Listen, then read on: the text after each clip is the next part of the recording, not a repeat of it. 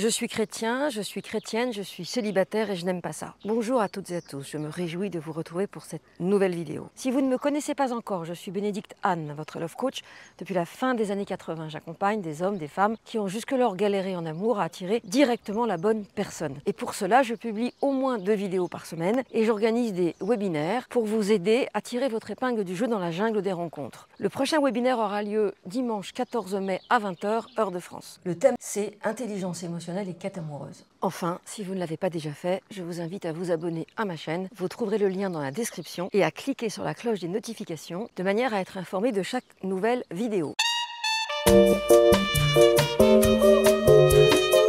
Je suis chrétien, je suis chrétienne, je suis célibataire et je n'aime pas ça. Je ne pouvais pas faire une retraite à l'abbaye de Sénanque sans parler des chrétiens, évidemment. Les célibataires chrétiens qui souffrent ne sont pas très différents des autres. Pour autant, il y a 3 critères spécifiques qui ont plus d'impact sur eux que sur la majorité des célibataires dans le monde occidental. Premier point, c'est qu'il y a une véritable souffrance à être célibataire. C'est pas quelque chose qu'ils choisissent et subissent. Et ils ne sont pas là en train de se rouler dans leur célibat, loin de là. Depuis toujours, ils, elles, ont été programmés pour se marier, être l'élu, UE, de l'autre, et de vivre une longue et belle histoire d'amour dans laquelle, bien sûr, ils auront été heureux et auront eu beaucoup d'enfants. Il y a une grande pression sur le couple est piédestalisé, et ils ont l'impression que s'ils n'arrivent pas à construire un couple, leur vie est foutue. Alors que chez les célibataires non chrétiens, il n'y a pas autant d'enjeux. La deuxième chose, c'est qu'ils supportent très mal la solitude. Un, parce qu'ils ont été beaucoup entourés, en général ils ont beaucoup de frères et sœurs. Entre la messe, les communions, et toutes les activités paroissiennes autour du monde catholique, ils ont été amenés à être énormément entourés. Enfin, il y a la parole des autres, qu'ils soient chrétiens ou pas, qui leur font des réflexions bizarres du style « mais t'es trop exigeante, je comprends pas, t'as tout pour plaire, pourquoi t'es encore célibataire ?» Et c'est avec un non-chrétien, qu'est-ce que t'as à perdre? Ce qui est évidemment, pour ces personnes, l'ultime insulte. Il y a un tel désir de changer de statut que ça devient presque obsessionnel. Et plus l'âge avance, plus c'est compliqué. Pourquoi? Parce qu'il y a toujours le tic-tac de l'horloge biologique et que quand il y a peu d'expérience ou pas du tout dans la sexualité, plus le temps passe et plus c'est compliqué de pouvoir changer de registre. Moi, je vais vous parler de mon expérience dans les milieux chrétiens qui s'articule sur 4 points différents. La première, c'est que je suis intervenue dans des retraites de jeunes chrétiens, on va dire 20, 35 ans maximum. Et j'étais atterrée par le fait que les personnes qui organisaient ça n'avaient jamais eu d'expérience charnelle et ne savaient non seulement pas de quoi elles parlaient, mais en plus ne voyaient pas comment le monde avait évolué sur le plan de la relation amoureuse. Et c'était pour moi atterrant de voir ces personnes perdre un temps fou dans des lieux dans lesquels, à part la compagnie de Dieu et l'espoir que les choses s'arrangent, rien ne pouvait se passer. Le deuxième point que j'ai exploré, ce sont les coachés que j'accompagne et qui sont catholiques et qui vont dans des retraites. Ceux-là ont plutôt 40 ans et malheureusement pour les femmes, les hommes sont ou très jeunes ou très âgés. Et pour les hommes, la plupart du temps, les femmes sont âgées, donc il n'y a pas de perspective possible. Il y a aussi le site Théotokos. J'ai eu l'occasion de rentrer en contact avec eux, mais rien ne s'est concrétisé. Je crains que ce que je leur avais proposé à l'époque, qui était, on va dire, une approche catholique d'influence tantrique, ne leur avait foutu les boules. C'est le cas de le dire. Du coup, ça ne s'est pas fait. En revanche, j'ai beaucoup de coachés qui sont allés sur Théotokos et qui sont sidérés par la pathologie des gens qui s'y trouvent. De ce que disent les femmes, les hommes sont des cassos, des puceaux, des fils à maman, des problèmes sur pattes, malatifés, ayant du mal à s'exprimer, ou des geeks. Et c'est exceptionnel qu'une de mes coachées, je crois même que ça n'est jamais arrivé, pu trouver l'amour sur Théotokos. Les hommes qui y vont sont plutôt ceux dont je viens de parler, et les hommes qui ont vécu, qui ont divorcé, ne vont pas aller rencontrer une femme par le biais de ce site. Et c'est vraiment dommage parce qu'il y aurait pourtant beaucoup de choses à faire. Il y a un concurrent qui est en train de monter qui s'appelle Even. J'ai l'impression que chez Even, on fait intervenir des coachs, on donne des conseils, on va dire que c'est le mythique des chrétiens. Enfin, ce que j'ai expérimenté, c'est l'éventuelle possibilité de draguer dans les retraites. Si je regarde bien ici, si on enlève les sœurs, si on enlève évidemment les frères, si on enlève les personnes en couple, il y a plutôt plus d'hommes célibataires que de femmes célibataires, donc c'est bon à savoir. Les jeunes, pour moi, se cherchent et sont perdus, ils ne sont pas prêts, mais font le chemin. Quant aux vieux, quand je dis vieux, c'est plus de 50 ans, je pense qu'il y a quelques cœurs à prendre.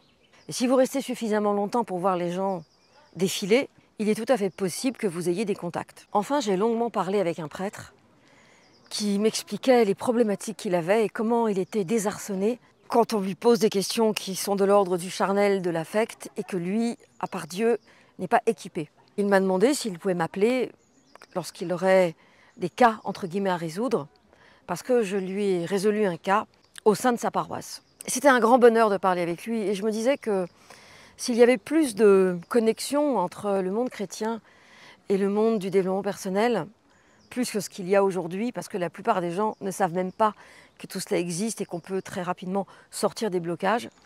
Je pense que ce serait très différent pour les chrétiens, il y aurait plus de mariages, plus de couples et surtout plus de gens heureux. En réalité, le problème n'est pas la religion. Si c'était la religion, il n'y aurait pas autant de gens mariés et heureux. Le problème, c'est la famille qui a éduqué la personne qui est bloquée. La personne qui est malheureuse, la personne qui est célibataire, la personne qui souffre. Et des familles dysfonctionnelles dans le milieu catholique, où les concepts de transgression et d'interdit et de péché sont très présents, il y en a énormément. En tout cas, dans mon accompagnement, j'en ai rencontré beaucoup. Je pense à ce couple, le rejeton a maintenant à peu près 60 ans. Son père était un homme très connu et très charismatique. Il se baladait à poil dans l'appartement et avait de nombreuses maîtresses quand sa mère était catho. Et donc était extrêmement choqué du comportement de son mari. Et cet homme, dans son domaine à lui, qui n'a rien à voir avec celui du père, mais qui l'a mis en vue, a été, on va dire, un chasseur de femmes pendant des dizaines d'années. Il a été confronté à deux opposés très forts, l'exhibitionnisme et l'interdit. Je pense à Anne Sixtine, dont je vous ai parlé dans une autre vidéo. Encore une fois, le père transgresse, la mère subit. Et elle-même est coincée, à 42 ans, célibataire et sans enfant, et sa petite sœur, qui a 2-3 ans de moins qu'elle, est carrément vierge, qui lui évite de vivre quoi que ce soit de traumatisant. Je pense à Marie-Béatrice, dont les parents étaient aussi très cathos, et le père aussi dans la transgression, puisque son truc à lui, c'était le naturisme. Et il obligeait ses filles, et en particulier Marie-Béatrice, à la nudité. Cela ne laisse pas non plus les enfants indemnes. Je pense aussi à Marie-Aude, qui, lorsqu'elle avait 6 ans, a vu sa mère fuir à l'autre bout de la France avec un amant et ne l'a vu que pendant les vacances scolaires. Et encore. Au-delà de l'abandon, il y a aussi la notion de honte. Et Marie-Aude se retrouve encore célibataire à 42 ans. Et ça fait 2-3 ans que le tic-tac fait de plus en plus de bruit. Comme on vient de le voir, les familles dysfonctionnelles sont l'une des explications du célibat des chrétiens. Mais il y en a d'autres. Et d'ailleurs, vous remarquerez que finalement, les raisons sont les mêmes pour tout le monde. Celle-ci est quand même plus spécifique du milieu chrétien. Si par exemple l'arrière-grand-mère est issue de filles mères, elle va porter une honte qu'elle va soit transmettre sur plusieurs générations, et ça va poser des problèmes à chaque femme qui va naître, soit au contraire, elle va compenser la faute de sa mère, et il va y avoir plusieurs générations de cathos pratiquantes qui vont essayer de faire oublier la faute initiale, et en même temps, la coachée ou le coaché que je vais recevoir va être dans une forme de lubricité et de charnalité qui va la mettre en lien avec l'arrière-grand-mère. Mais si je vois cette personne, c'est qu'il y a une souffrance. La souffrance pouvant être bien sûr une sexualité exacerbée ou au contraire une virginité qui amène beaucoup de souffrance. Le troisième point, c'est le fait d'être un bâton de vieillesse. Ça fonctionnait beaucoup mieux avant parce que l'un des enfants était prêtre, l'autre était militaire, et chacun avait sa place dans la fratrie. Et celui qui était né quand les parents avaient 40 ans était là pour s'occuper d'eux pendant leurs vieux jours. C'est un concept qui n'existe plus que dans les familles du Sud ou du bord de la Méditerranée, parce que plus personne aujourd'hui ne s'occupe de ses parents. Il y a aussi la posture du vilain petit canard, qui elle est universelle. Si vous avez été programmé pour être celui par laquelle le scandale arrive, si vous avez été programmé pour raser les murs, pour être au service, vous aurez beaucoup de mal à pouvoir vous positionner et avoir une vie épanouie dans laquelle vous pouvez choisir un couple nourrissant, un job intéressant et de bonnes relations avec votre environnement. Je pense enfin à ces enfants hypersensibles qui ont été choisis comme bouc émissaire pour que le système familial fonctionne. Ils ne sont pas loin du vilain petit canard, mais quand vous avez plusieurs enfants, il y a souvent plusieurs boucs émissaires. Vous avez en général le bouc émissaire chez les grands et le bouc émissaire chez les petits.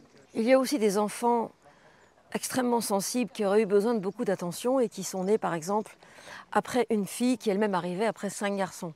La fille va évidemment obtenir l'attention du père et celui qui arrive juste derrière, le fameux hypersensible, ne va pas savoir quoi inventer pour exister aux yeux de son père. Donc soit il devient brillant, il réussit et il essaie de récupérer des louanges, mais plus généralement malheureusement, il devient le loser de la famille. Et en étant loser, le père va se mettre en 4 pour l'aider et va donc désinvestir la fille pour mettre son énergie auprès de ce fils qui ne réussit pas à l'école et qui serait prêt à faire n'importe quoi pour attirer son attention. Probablement il y a autant de cas qu'il y a d'individus. J'essaie une fois de plus de vous donner les grandes lignes. Et vous, si vous êtes chrétien, est-ce que vous vous êtes retrouvé parmi les exemples que j'ai cités? Est-ce que vous avez d'autres propositions à me faire qui pourraient enrichir notre connaissance commune? Dites-le moi dans les commentaires, je serai ravie de vous répondre. N'oubliez pas le prochain webinaire, c'est gratuit bien sûr et je vous attends le 14 mai à 20 h heure de France. Merci d'avoir regardé cette vidéo jusqu'au bout, merci de la liker si elle vous a plu, de la partager si vous pensez qu'elle peut aider des personnes de votre environnement et à très vite pour une nouvelle vidéo ou un nouvel audio chaque mardi et chaque vendredi.